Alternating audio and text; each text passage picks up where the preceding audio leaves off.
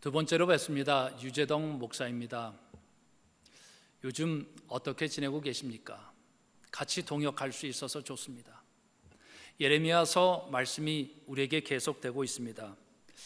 어느 건축가가 있었습니다. 30년 동안 회사를 열심히 섬겼죠. 일을 많이 시키는 사장이었지만 그래도 가족보다 회사가 먼저다 하면서 열심히 그렇게 일했습니다. 은퇴를 얼마 두지 않았는데 그 사장이 마지막 건축 프로젝트를 부탁을 하게 됐습니다. 속으로 그랬습니다. 그까지 일하는구나, 일만 시키나. 그래서 대충 설계하고 좋은 자재를 쓰지도 않았습니다. 그래도 책 잡히지 않을 정도로 겉모양은 그럴듯하게 집을 지었죠. 다 마치고 나서 이제 은퇴다 하고 속으로 환희의 만세를 부르고 마무리된 집 열쇠를 그 사장님에게 가지고 갔습니다. 사장님, 그동안 일할 수 있도록 해주어서 고맙습니다. 속에 없는 말을 하고 돌아섰습니다. 그렇게 돌아서는 그 건축가를 향해서 이 사장이 그를 다시 불러 세웠습니다. 그동안 참으로 수고가 많았습니다. 정말 고생했습니다. 그러면서 이 사장님이 이분에게 오히려 자기가 받았던 그 키를, 그 집 열쇠를 그에게 주는 것이었습니다. 이때 이 건축가가 이렇게 생각을 했다는 것이죠.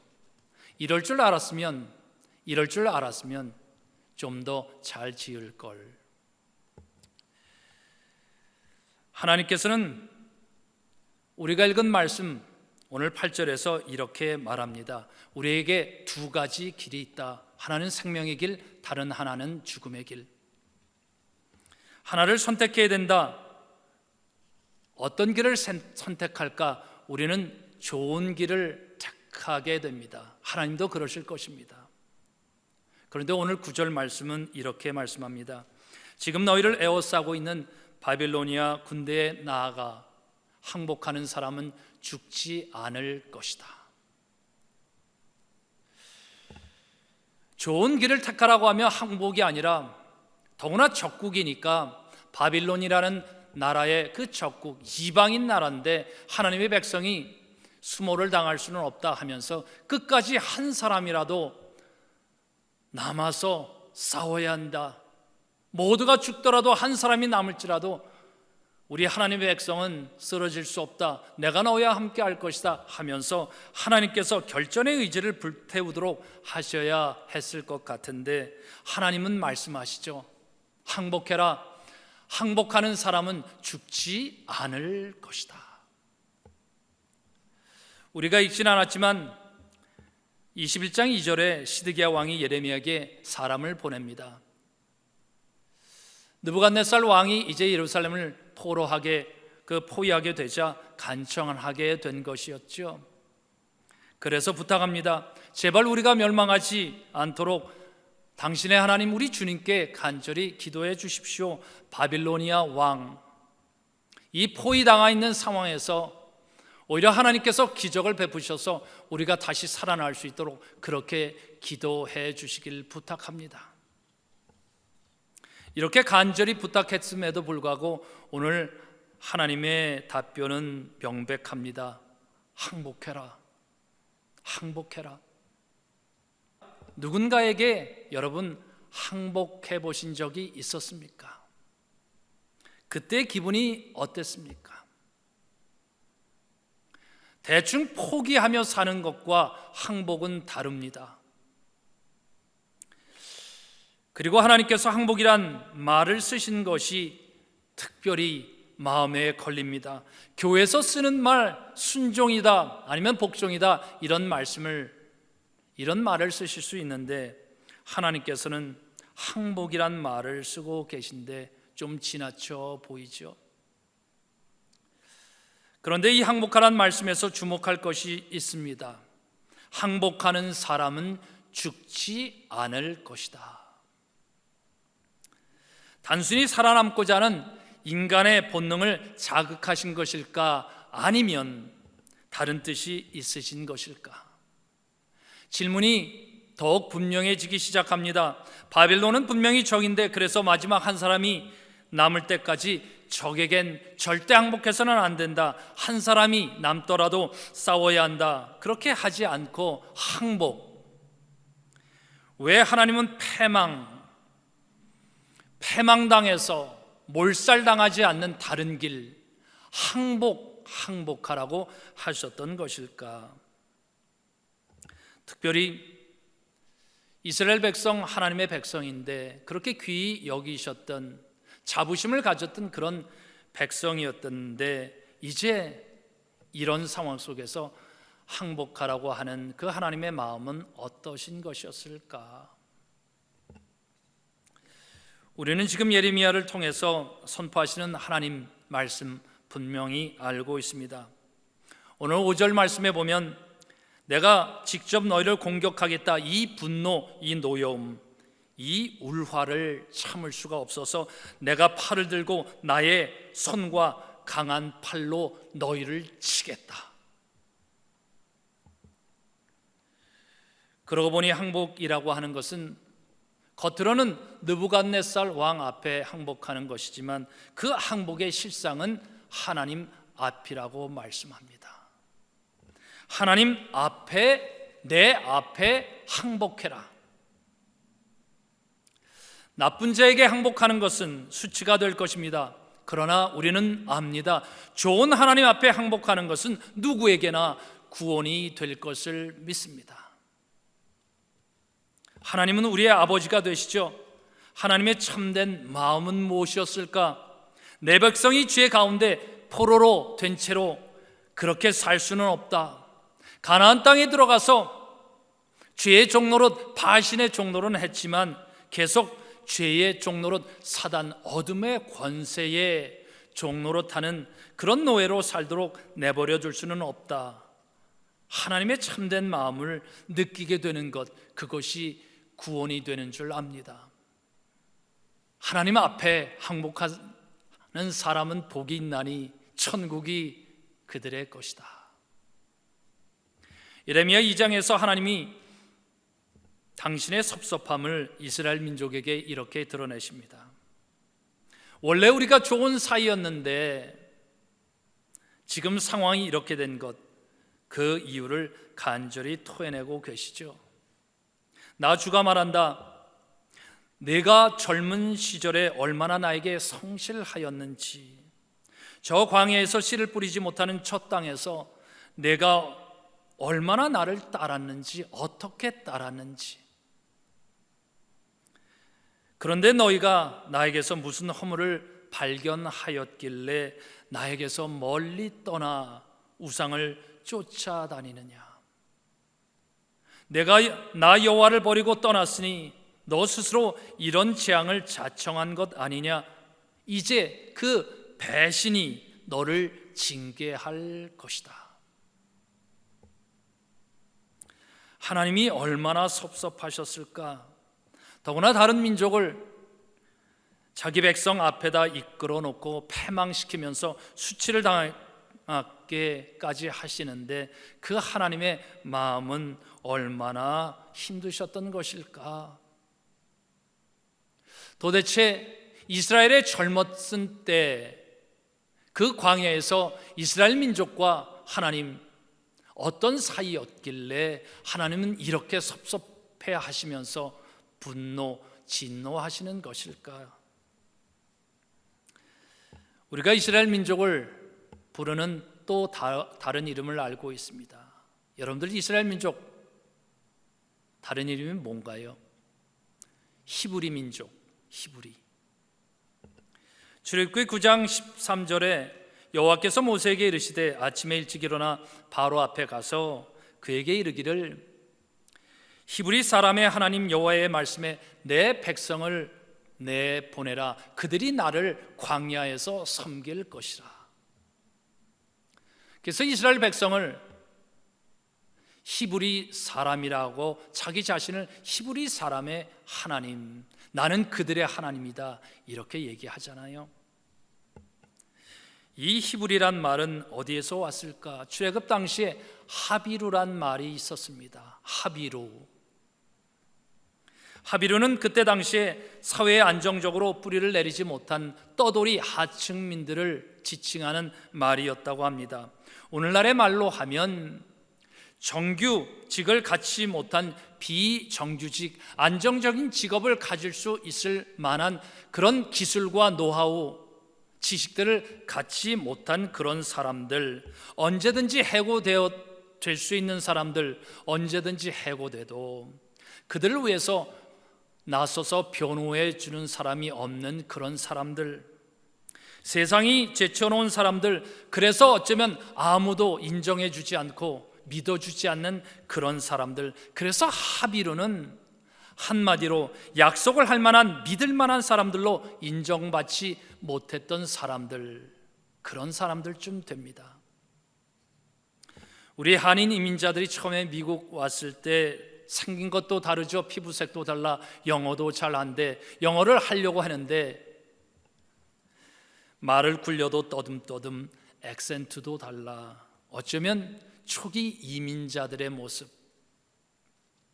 누구도 섣불리 믿어주지 않는 그런 사람들, 우리 잘 견뎌왔잖아요. 그런데 이 하비루 사람들을 하나님께서 애굽, 이집트에서 이끌어내시고 그들에게 광야 시내산에서 말씀을 주죠. 율법을 주고, 그리고 율법을 너희가 지키는 것 그냥은 안 된다. 이 나의 말을 지키려면 힘이 필요한데 그것은 어디에서 오느냐? 성막을 지어라. 나를 예배하는 민족이 되라. 나와 함께 가까이 있으면 나의 거룩을 경험하게 될 것이고, 내가 너희를 사랑할 뿐만 아니라 또한 두려움을 주는 거룩한 하나님, 죄를 멀리하는, 죄를 싫어하는 그런 존재. 그래서 성막을 지어라. 예배 안에 거하면 너희가 율법을 지킬 수 있게 될 것이다. 그래서 이스라엘 백성을 언약 백성, 그리고 율법을 준 것 아니었습니까? 여러분들, 하나님께서 우리에게 율법을 주신 것 어떻게 느껴집니까? 주의를 성수하고 헌금을 성실히 하라, 이렇게 하면 여러분들 마음에 어떤 느낌이 드십니까? 이제 마음대로 사는 것은 종쳤다, 신앙생활 부담스럽다, 하나님 나를 도와주소서 하면서 간절히 기도할 때는 하나님 앞에 가까이 나왔으나, 문제가 이제 하나님 그 문제를 해결해 주시고 나자 적당히 돌아서고 싶고, 그래서 하나님의 말씀을 지키고 산다는 것은 약간은 부담스럽고, 그래서 적당히 신앙생활하고 싶다 하는 마음이 있긴 있잖아요. 그런데 과연 하비루, 히브리 이 민족도 하나님께서 애굽에서 그들을 이제는 불러내셨고, 그리고 하나님의 그 언약 백성으로 삼았을 때 과연 그들도 그랬을까? 내가 그들 가운데 머물 수 있도록 그들에게 내가 머물 성막을 지으라고 해라. 내가 너에게 보여주는 모양과 똑같은 모양으로 성막을 지어라. 출애굽기 25장 8절 9절 말씀이죠. 내가 지으라고 하신 성막, 너희를 노예로 삼던 애굽의 피라미드나 그들의 거대한 그런 성전과는 다르다. 사이즈 면에는 비교도 안 될 것이다. 그러나 나 여호와가 구름을 움직이면 너희는 언제든지 이동해야 된다. 구름이 뜨면 이제는 너희는 그 성막을 분해하고 그것을 이제는 다시 쌓아서 이동해야 되고, 내가 그 구름과 함께 이제는 멈추면 너희가 바로 그곳에 빨리 다시 조립해 내어야 되는 그 성막, 전혀 다른 건축물이라는 것이죠. 짝퉁을 지어서는 안 된다. 부실 공사를 해서도 안 된다. 내가 보여주는 모양대로 지어야 한다. 내 설계도에 집중하지 않고 내 멋대로 짓다가 부실 공사 후에 대충 면피할 길은 없다. 피라미드와 같은 거대한 건축물을 짓지 못해도 상관없다. 저들의 문명에 기죽지 말아라. 거대한 성전을 만들지 못해도 괜찮다. 피라미드는 바벨탑일 뿐이다. 나는 저 신들과 다르니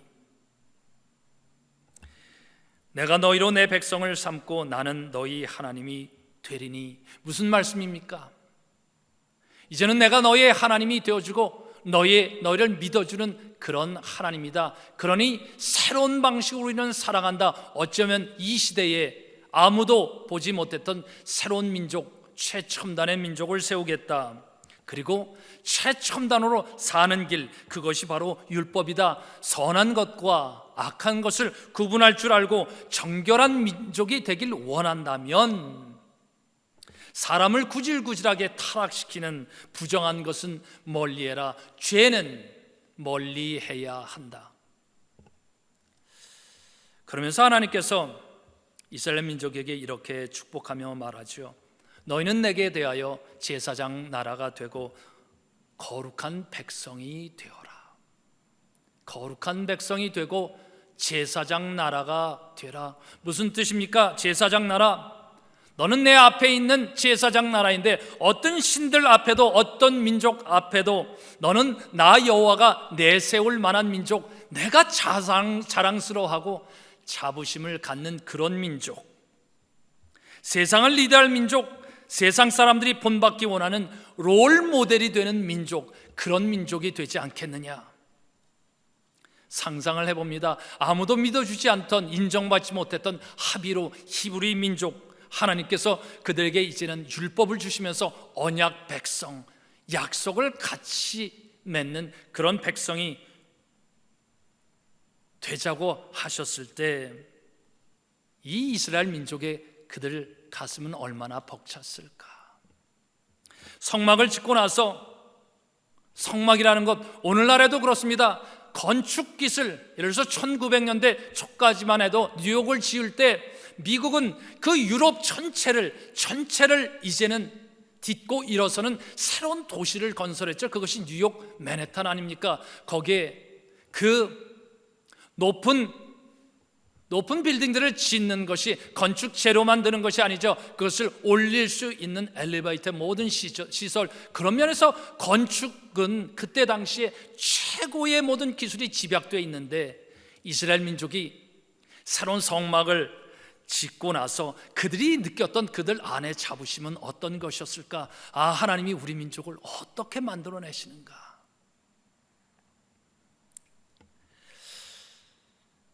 항복하라. 지금 너희를 에워싸고 있는 바빌로니아 군대에 나아가서 항복하는 사람은 죽지 않을 것이다. 희망이 힘의 민족이었는데 이제 죄의 백성이 됐습니다. 타락했습니다. 하나님의 마음이 얼마나 무너졌을까? 얼마나 상했을까? 그런데 하나님께서는 그 해결점, 이제 다시 소망의 민족으로 사는 그 길을 이렇게 제시한 것이죠. 그런 면에서 다시 주목해야 되는 말씀, 이것입니다. 항복해라. 항복하는 사람은 죽지 않을 것이다. 죽지 않을 것이다. 왜 하나님은 한 사람까지 싸우다 죽는 결사항전이 아니라 항복을 말씀하신 것일까? 항복을 하면 포로가 되는 것이고, 포로가 되면 어떤 수치와 고난을 당하게 되는지 그것을 모르는 하나님이 아니실 텐데, 우리가 다시 되짚어 봐야 됩니다. 항복하는 것, 포로가 된다는 것은 도대체 어떤 길일까? 수치를 여러분들 당해보신 적이 있습니까?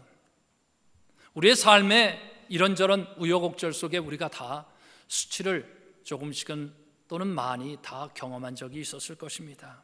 이민 생활하면서도 그랬을 것이고요. 바빌론 포로 당했던 유다 백성이 정말 포로 당하고 하는 과정에서 겪었던 일은 어떤 것이었을까? 항복하면 먼저 중요한 것은 결박당한다는 것입니다. 포승줄에 묶이게 된다는 거죠. 그리고 단순히 포승줄 혼자 묶이는 것이 아니라 같은 여러 사람이 같이 포승줄에 묶입니다. 그래야 아무도 도망갈 수 없으니까. 믿음의 사람들이었는데 서로 그렇게 포승줄에 묶여 있습니다. 그리고 이젠 그들은 포승줄로 묶인 채로 그들이 다스렸던, 그들이 주인이었던 예루살렘의 멸망, 폐허가 된 그들의 그 도시, 무너진 성전 앞에 그들의 현실을 보게 됐습니다. 자기들이 주인인 줄 알았고 하나님 없이도 살 수 있다 하면서 역사의 주관자라, 우리다, 바벨 신으로 충만하다, 그런 식으로 우리가 성공을 추구하고 우리의 욕심을 채워나가는 것이 세상 사는 것이다 하면서 이 세상은 우리의 것이다 했는데, 포승줄에 묶이고 나서 그들은 더 이상 그들의 그 무너진 현실 앞에서 그들이 도대체 무슨 일을 했을까 생각하게 됐을 것입니다. 포박당한 채로 이젠 끌려갑니다. 신발도 신지 않은 채도 끌려가는 그들의 발과 몸은 도대체 어떻게 되었을까? 더구나 포승줄에 같이 묶여서 끌려가는 그 중간중간에 어쩌면 동료들이 병들어 죽게 되었을 것입니다. 그 죽어가는 모습들을 보면서 그들은 도대체 무슨 생각을 했을까? 하나님 없이 내가 내 주인이다 하면서 살아왔던 그들이 포승줄에 묶여 속절없이 끌려가는 모습들을 보면서 그들은 무슨 생각을 했을까? 과거를 다시 돌아보았을 것입니다. 왜 우리가 이렇게 끌려가게 됐는지, 우리가 왜 이렇게 죄의 종로로 한 그 결과가 무엇이었는지, 하나님의 말씀을 소홀히 한 결과가 어떤 것인지, 그냥 전투 현장에서 싸우다가 죽었으면 느끼지도 깨닫지 못했을 것을 그들은 그 포로의 길에서 묶인 상태로 끌려가는 중에 하나하나 다 경험했을 것입니다. 그들이 잡혀간 길은 얼마나 됐을까? 예루살렘에서 바벨론. 기록에 보니 느헤미야에서 3달 걸렸다, 90일 걸렸다 했는데 마일로 계산해 봤더니 900마일 정도가 되는 것입니다. 느헤미야가 돌아올 때는 어쩌면 말도 타고 그렇게 왔을 텐데, 이제는 포승줄에 끌려가는 그들은 어쩌면 더 힘겹고 지치고 죽어나가는 아주 힘든 그런 과정들이었을 것입니다. 마지막 한 사람이라도 싸우다 죽었으면 어느 누구도 깨닫지 못한 것을 그 포로의 길, 그 광야길 위에서 그들이 다 경험했을 것이죠. 나중에 우리가 알게 됩니다만, 포승줄에 묶여 끌어가던 포로의 길, 이방 땅에서 패망의 민족으로 살아야 했던 그들의 삶, 포르기를 통해서 이스라엘은 비로소 하나님의 민족으로 다시 사는 법을 배우게 됩니다. 왕이 없어도, 예루살렘 성전이 없어도, 제사장이 없어도 그들이 다시 사는 법을 배우게 되죠. 항복을 하고 포승줄에 묶여 포로로 잡혀가봐야 죄의 삭시 얼마나 무서운지, 죄의 대가를 지불해야 하는 속죄가 얼마나 혹독한지 겪어봐야 쉽게 무너지지 않는 하나님의 백성으로 거듭나게 되는 줄 믿습니다. 오늘 이 시대는 어떻습니까? 우리가 힘들어하는, 힘겨워하는 이 시대는 어떻습니까? 우리가 하나님의 교회 부흥과 성장을 이야기하는데, 과연 하나님의 교회는 어떻게 해야 다시 거듭날 수 있게 되는 것일까? 교단들의 모습들을 우리가 보면서 과연 하나님께서 우리에게 깨달으라고 하는 것은 무엇일까? 이럴 줄 알았으면 제대로 살 걸, 이럴 줄 알았으면 하나님께서 말씀하실 때 순종할 걸, 이럴 줄 알았으면 거짓 예언자의 말에 속아서 영혼을 팔아먹지 않고 하나님의 말씀에 순종하고 귀하게 여길 걸. 내가 주께 범죄치 아니하려 하여 주의 말씀을 내 마음에 두었나이다. 주의 말씀을 내 마음에 두었나이다. 바울은 자신의 항복 선언을 이렇게 표현합니다.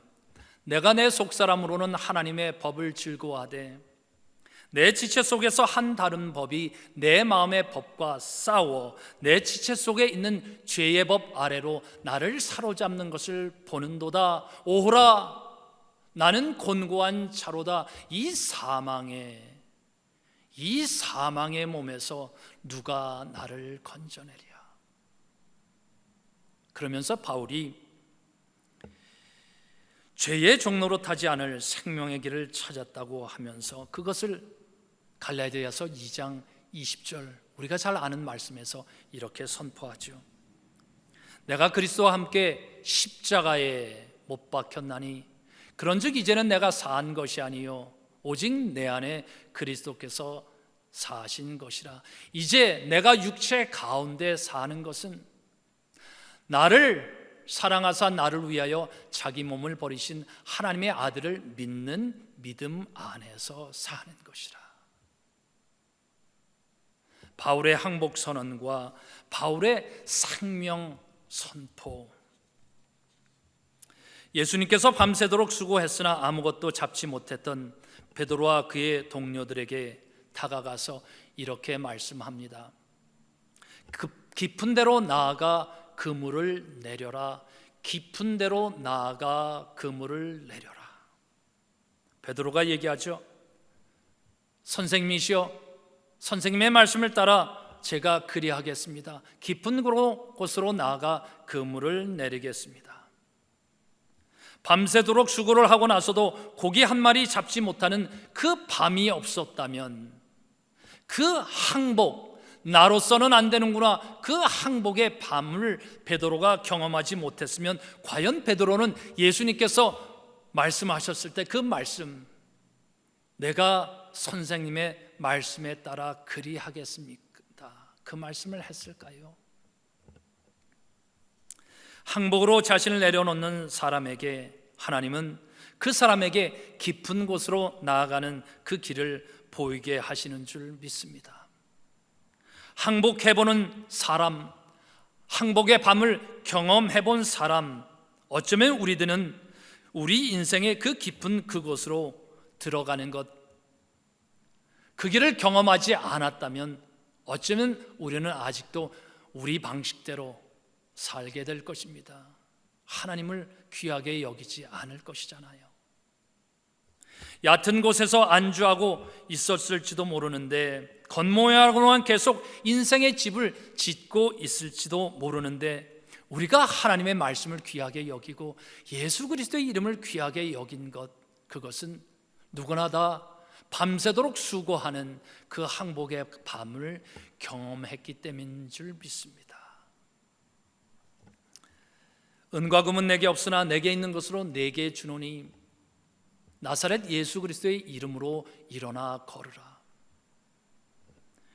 베드로가 오순절 성령 세례, 그 기름 부으심을 받고 나서 예루살렘 성전에 올라가서 기도하려고 가다가 성전 미문에 앉아서 구걸하던 그 안진뱅이 앞에서 선포한 말이잖아요.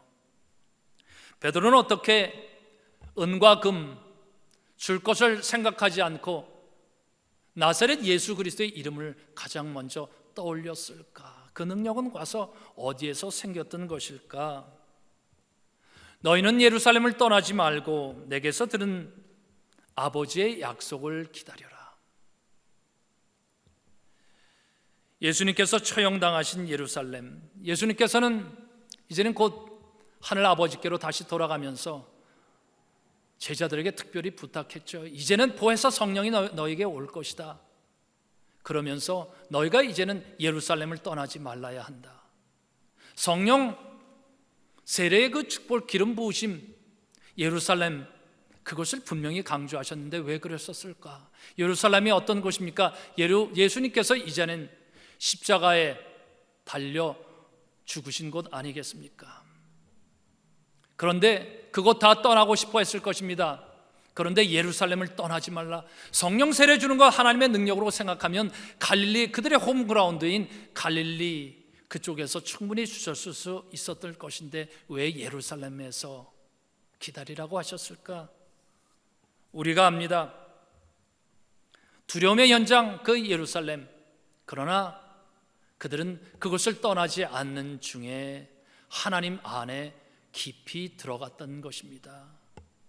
믿음으로 하나님 안에 깊이 들어갔던 것이죠.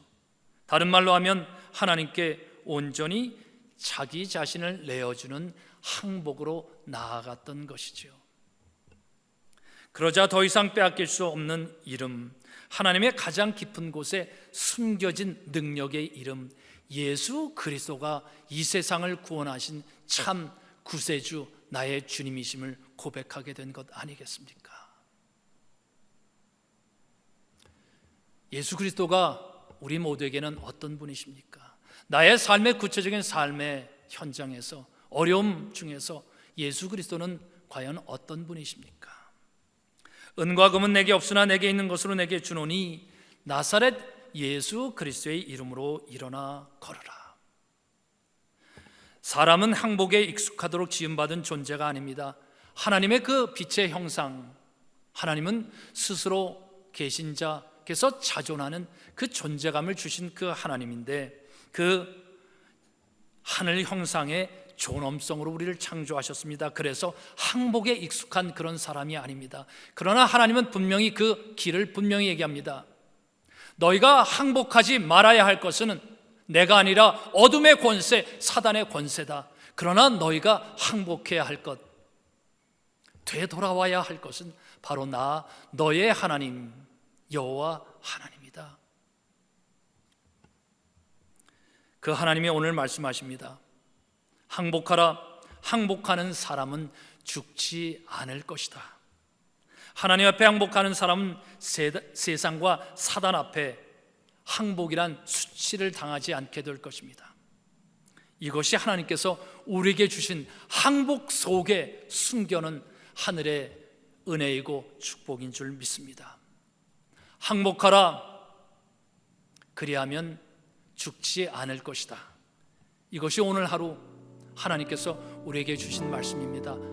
예수 그리스도 안에서 이 말씀을 붙들고 오늘도 승리하시기를 예수 그리스도의 이름으로 축복합니다. 아멘.